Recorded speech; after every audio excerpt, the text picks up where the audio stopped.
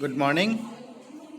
मैं डॉक्टर विजय कुमार, सहायक आचार्य EFM, राजसी कन्या महाविद्यालय शाहपुरा। राजस्थान में आर्थिक पर्यावरण बीकॉम पार्ट सेकंड में ग्रामीण विकास कार्यक्रम मूल्यांकन एवं प्रभाव के ऊपर अपन आज चर्चा करेंगे। Rural development programme evolution and impacts. देखिए, राजस्थान गांवों का प्रदेश है। 2011 की जनगणना के अनुसार राज्य की लगभग 68.8 पॉपुलेशन गांवों में निवास करती थी। 2011 में ही राजस्थान में 43,264 ग्राम व बस्तियां एवं 1408 गैर बस्तियां सहित कुल 44,672 गांव थे। सन 2009-10 में राजस्थान में लगभग 24.8% की गरीबी थी तथा 2011-12 में ये घटकर 14.7% रही। इससे साफ जाहिर हो रहा है कि राज्य में जो ग्रामीण जनता है वो अत्यधिक गरीब है। 2009-10 में ग्रामीण क्षेत्र में गरीबी की रेखा से नीचे जीवन यापन करने वालों का परसेंटेज 26.4 था तथा 2011-12 में ये घटकर 16.1 रह गया। अगर हम भारत की तुलना करें तो भारत की तुलना में राजस्थान में जो गरीबी का लेवल है वो कम है, किंतु अभी भी राज्य के अंदर अत्यधिक गरीबी पाई जाती है। राज्य में ग्रामीण क्षेत्रों में व्याप्त गरीबी एवं बेरोजगारी को दूर करने तथा विकास के लाभ सभी वर्गों तक पहुंचाने के लिए ग्रामीण विकास कार्यक्रम प्रारंभ किए गए हैं। आई रिपीट अगेन, राज्य में ग्रामीण क्षेत्रों में व्याप्त गरीबी व बेरोजगारी को दूर करने तथा विकास के लाभ सभी वर्गों तक पहुंचाने के लिए ग्रामीण विकास कार्यक्रम प्रारंभ किए गए हैं। देखिए, बात करते हैं कि ग्रामीण विकास कार्यक्रम के प्रमुख उद्देश्य क्या हैं। Main objects of the rural development programme. तो पहली बात यह है कि ग्रामीण जनता का जो जीवन स्तर है उसे उन्नत करना और उन्हें विकास की मुख्य धारा में लाना। सेकंड, ग्रामीण क्षेत्रों में जो गरीबी है, बेरोजगारी है, उसे दूर करना। थर्ड, ग्रामीण क्षेत्रों में विकास के लिए आवश्यक आधारभूत ढांचे का निर्माण करना। ग्रामीण क्षेत्रों में आवश्यक सामाजिक ढांचा जैसे शिक्षा, चिकित्सा, आवास, पेयजल, सड़क व परिवहन, संचार, बैंकिंग आदि का विकास करना। मैं बताना चाह रहा हूं कि सामाजिक ढांचा क्या है। सामाजिक ढांचे के अंतर्गत शिक्षा, चिकित्सा, आवास, आवास मतलब मकान, पेयजल, सड़क व परिवहन, संचार, बैंकिंग आदि का विकास करना। ग्रामीण क्षेत्र में निवेश बढ़ाकर मतलब इन्वेस्टमेंट बढ़ाए बाहर से राज्य सरकार, ग्रामीण क्षेत्रों में बढ़ाकर रोजगार के अवसर सृजित करना, रोजगार देना, क्रिएट करना। ग्रामीण क्षेत्र में आर्थिक विषमताओं को कम करना।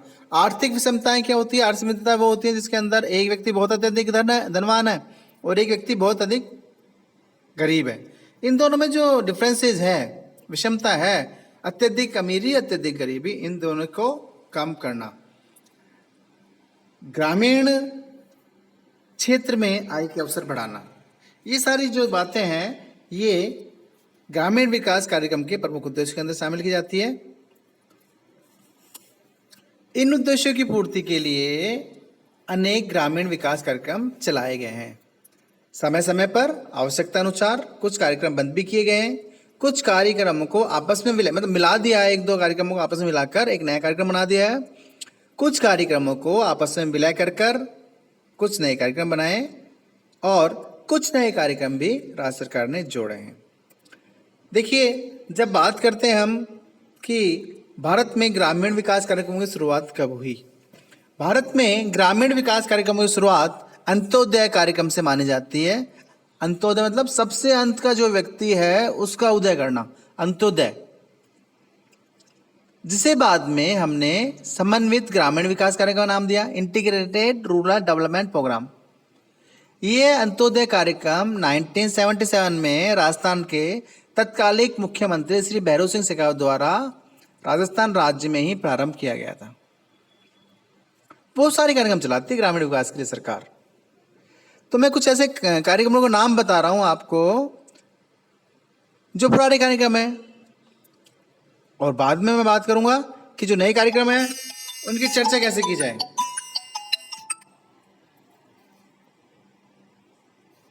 तो अपन बात करते हैं ग्रामीण विकास कार्यक्रमों के, पुराने कार्यक्रमों के बारे में।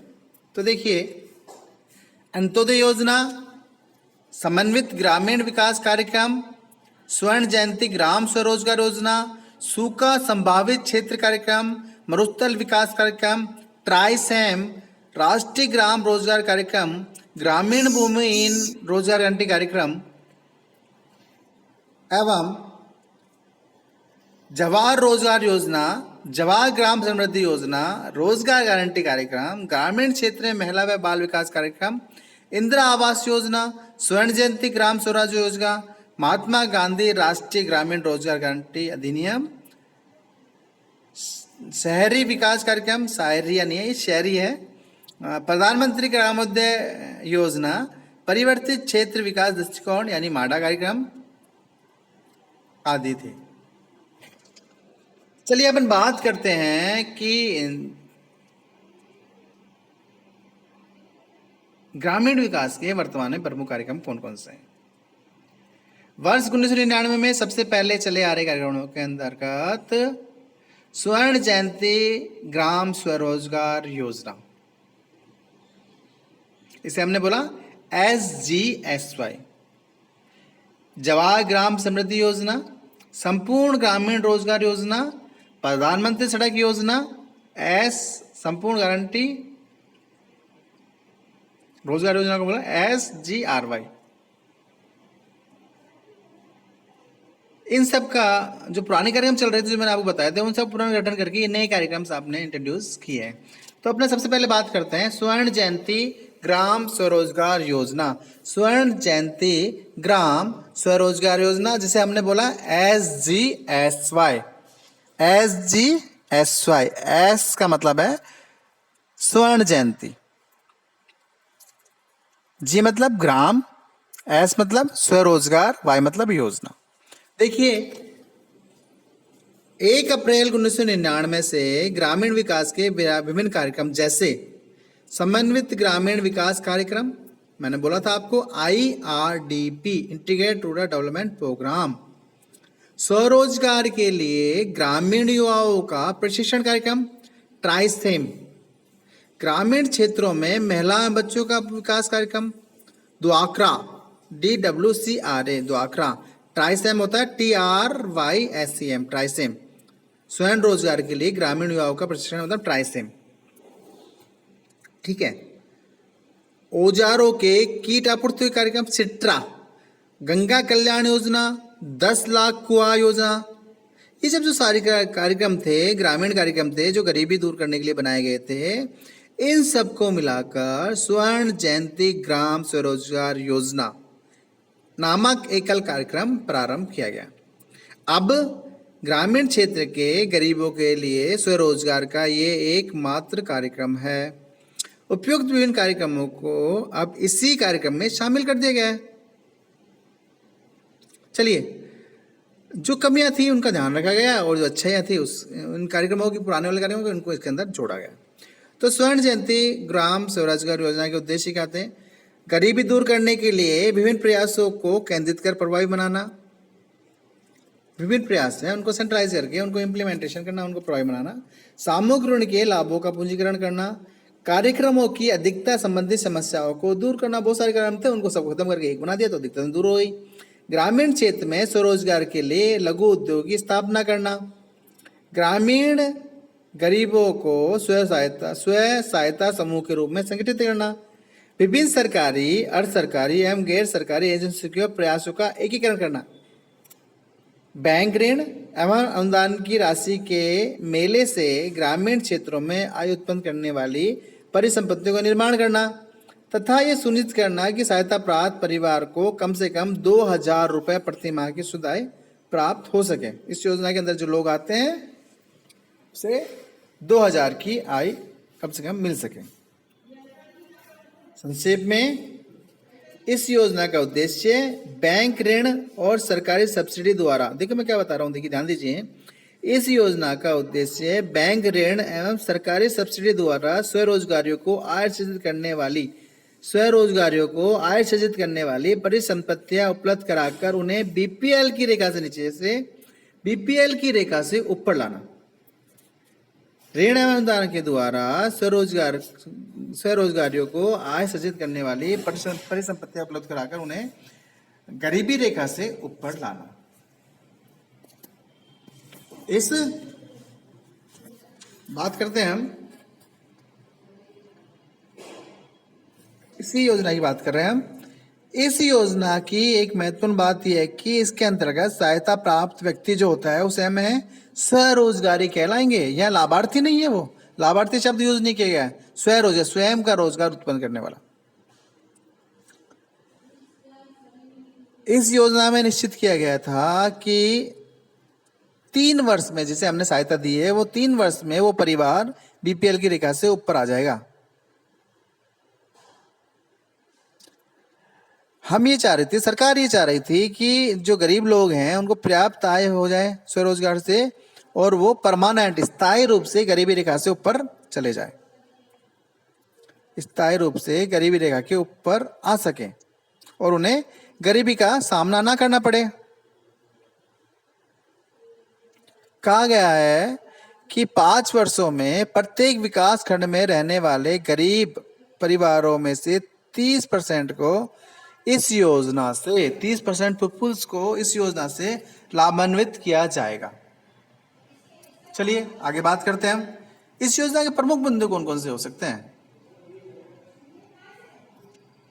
इस योजना में हम क्या करते हैं कि ग्रामीण क्षेत्र में रहने वाले गरीबों की क्षमताओं एवं प्रतिभाओं को प्रोत्साहित करते हैं, जिससे कि वो अपनी आय बढ़ा सकें। 50% इस योजना में एससी के होंगे, 40% एसटी के होंगे और 3% विकलांग कोटि के व्यक्ति होंगे जो स्वरोजगारी कहलाएंगे, लाभार्थी कहलाएंगे। लाभार्थी शब्द यूज नहीं किया, स्वरोजगारी किया, पर वो स्वरोजगारी कहलाएंगे। यह योजना छोटे उद्यमियों के विकास का एक बहुआयामी कार्यक्रम है। इसमें ग्रामीण गरीब साथियों के आत्मनिर्भर समूह बनाने, उनकी क्षमताओं में वृद्धि करने, उनके कार्यक्रमों की योजना बनाने, बुनियादी ढांचे का निर्माण करने, तकनीकी, ऋण एवं विपणन आदि स्वरोजगार के सभी पक्ष शामिल किए गए हैं। योजना में संसाधनों, साथियों की व्यावसायिक प्रतिभाओं एवं विपणन सुविधाओं के आधार पर गतिविधि समूह पर बल दिया है। जो साथी हैं वो किस प्रकार से बिजनेस करते हैं या किस प्रकार सेल्स करते हैं, इसके हमने समूह बना दिए और उन पे हमने बल दिया, हमने फोर्स किया किस तरह वो डेवलप कर सकते हैं। विकास खंड स्तर पर प्रमुख गतिविधियों का चयन पंचायत समिति करेगी। ग्राम पंचायत समिति है ना, वो खुद चयन करती है, जबकि जिला स्तर पर ये दायित्व हमने किसे दिया है, जिला विकास एजेंसी को या जिला परिषदों को।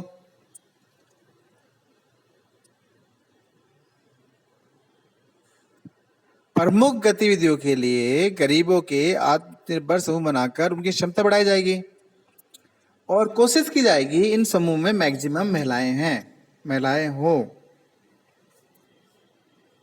समूह गतिविधियों को ज्यादा प्राथमिकता दी जाएगी। प्रत्येक पंचायत समिति में कम से कम 50% समूह पूर्णतः महिलाओं के होंगे। गरीबी रेखा के नीचे पहचाने गए परिवारों की सूची का अनुमोदन, बीपीएल जो लोग हैं उसकी सूची का अनुमोदन ग्राम सभा द्वारा किया जाएगा। देखिए, गांव का जो व्यक्ति है वो गांव सभा से जुड़ा हुआ है और गांव के लोग जानते हैं कौन बीपीएल है, कौन बीपीएल नहीं है, तो ग्राम सभा ही इसका अनुमोदन करेगी। अलग अलग स्वरोजगारी का चयन भागीदारी प्रक्रिया के आधार पर किया जाएगा। चलो अब बात करते हैं कि हम ये कि वित्त की व्यवस्था कैसे होती है, इस योजना के अंतर्गत पैसा कहां से आता है, किस प्रकार हम इस पैसे का यूज करने के लिए स्वरोजगारी को देते हैं। देखिए, 2 बातें होती है, एक तो ऋण देना और एक अनुदान देना। तो यह लोन शब्द यूज करा है, ये ऋण है। ऋण किस तरह देना है, छोटे उद्यमियों के गतिविधि समूहों को स्वरोजगार के लिए बैंक से ऋण उपलब्ध कराएगी सरकार। इसके अंदर बैंक एक मुश्त किस्त देने की बजाय विविध स्वरूपों में ऋण पर बल देगा, किस्तों में देगा। और स्वरोजगारों की जो ऋण संबंधी आवश्यकताएं हैं उसका अनुमान लगाकर, उनकी आवश्यकताओं का पता लगाकर उनको ऋण दिया जाता रहेगा। और अगर वो अच्छा विकास करता है, अच्छा डेवलपमेंट करता है, तो और ऋण उपलब्ध करा दिया जाएगा। योजना में परियोजनाओं के नियोजन, गतिविधि समूह के चयन, क्षमता निर्माण, आत्मनिर्भर समूह के चयन, बुनियादी ढांचों के नियोजन, स्वरोजगारी के चयन, ऋण पूर्व गतिविधियों एवं ऋण वसूली सहित ऋणों के बाद की गतिविधियों पर निगरानी रखने के कार्यों में बैंक प्रत्यक्ष एवं अधिकारी भागीदारी। देखिए, जब लोन बैंक दे रहा है तो लोन का निरीक्षण, लोन का वाच जरूर रहेगी। अब बात करते हैं हम अनुदान के ऊपर कि वित्त व्यवस्था में अनुदान का क्या हो रहा है, योग है। देखिए, लोन में बेस है, अनुदान बेस नहीं होता है। Subsidy is not a base, subsidy लौटाई नहीं जाती है, जबकि लोन आपको चुकाना ही पड़ता है। तो हम बात करते हैं कि परियोजना की लागत का 30% एक समान दर पर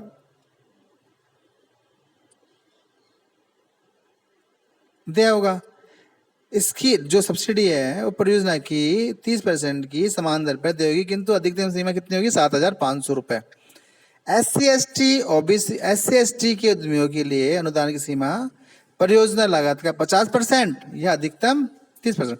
देखिए, सामान्य बात है तो वहां पर 30% उसकी लागत का 30% सब्सिडी मिल सकती है या 7,500 लिए। लेकिन अगर SC/ST का उद्यमी है तो उसे अनुदान जो राशि है परियोजना लागत की लगभग 50% या अधिकतम 10,000 रुपए होगी। स्वयं सहायता समूह के लिए अनुदान राशि परियोजना लागत की 50% या अधिकतम 1.2 लाख रुपए होगी। लघु सिंचाई परियोजनाएं जो अगर बनाई जा रही है उसके लिए कोई अनुदान की सीमा नहीं होगी। बात करते हैं स्वर्ण जयंती स्वरोजगार योजना की वित्त व्यवस्था का 75% केंद्र द्वारा और 25% राज्य सरकार द्वारा वहन किया जाएगा। राज्य के लिए निर्धारित केंद्रीय बजट में राज्यों में विद्यमान गरीबी को भी ध्यान में रखा जाएगा। इस योजना को जिला ग्रामीण विकास एजेंसी द्वारा पंचायत समितियों के माध्यम से लागू किया जाएगा। योजना में परियोजना के नियोजन, क्रियान्वयन एवं निगरानी के लिए बैंकों, सरकारी एवं गैर सरकारी संगठनों तथा जिले की तकनीकी संस्थाओं का सहयोग लिया जाएगा। तो ये मैंने आपको आज विस्तृत रूप से एक योजना है स्वर्ण जयंती ग्राम स्वरोजगार योजना SGSY, उसका मैंने आपको डिटेल बात की उसके बारे में। आज के लिए इतना ही काफ़ी। Thank you very much. कल आगे बात करते हैं। मैं डॉक्टर विजय कुमार।